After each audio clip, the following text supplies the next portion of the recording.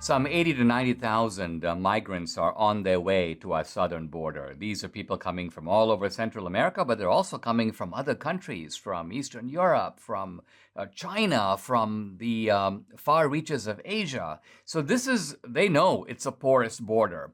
And how do these large caravans make their way over large tracts of territory? We've known for some time that there are left-wing organizations facilitating their movement all along the way. These are people who get phone cards so they can contact family members. These are people who get medical services en route.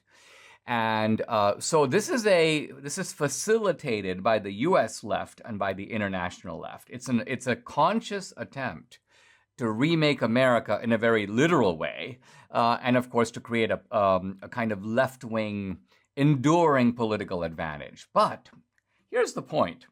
You can't go through countries like Panama and Colombia. You can't go through the Darien Gap and go all the way through Mexico and show up without governments cooperating. And why would these governments do it unless they knew that they had at least the tacit support of the Biden administration? Well, it turns out they do.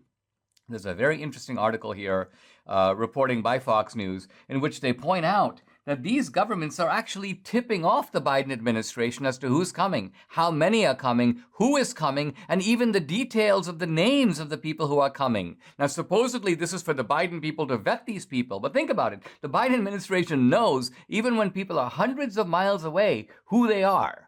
And what are they doing to stop them? Nothing. In fact, it's sort of like, let's get ready for these people to all show up. We're planning to let most of them in. We might send a few of them back, particularly for photo ops, while the media says, hey, look, we're enforcing the immigration laws. But of course, the idea is to take the rest of them and diffuse them throughout the country, particularly targeting swing states.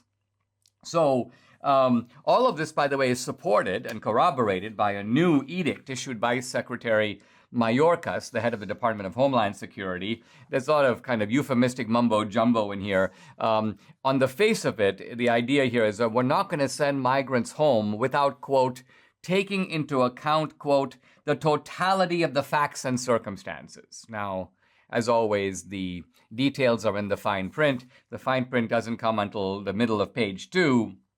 And here's the point. I'm now going to quote.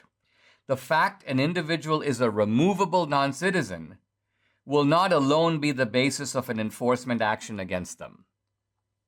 In other words, the fact that they're breaking the law is not sufficient to deport them, is not sufficient to refuse them entry. Breaking the law is okay, in other words. You have to have other problems, like, for example, you have to have a long crime record, or you have to be a terrorist, a known terrorist, a member of a terrorist watch list. So, but if you're not one of those things, you're not a known member of MS-13, you're not a known bad actor, the very fact that here you are, you're breaking the law by the fact that you're crossing the border and you're not allowed to cross, you haven't gone through the immigration process, basically it is now U.S. policy, and they call it prosecutorial discretion. These guidelines will help us exercise our prosecutorial discretion to achieve justice.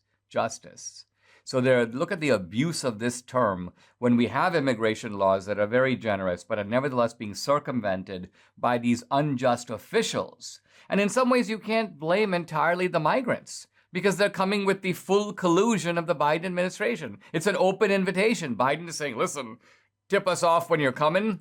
We'll run a screen test. When you show up, we'll know who you are, or at least to the degree that we can. And if we don't really see any red flags, in you go. I mean, this is outrageous.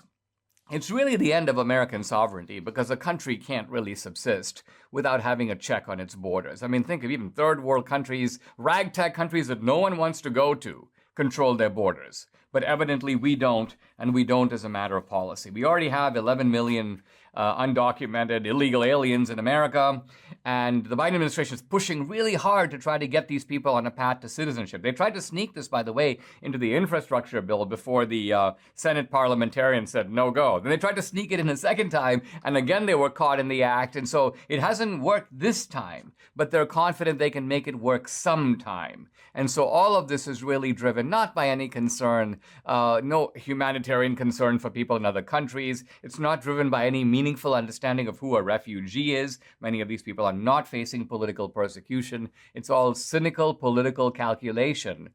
And the best revenge for it is to make Biden and the Biden administration pay next year dearly at the ballot box.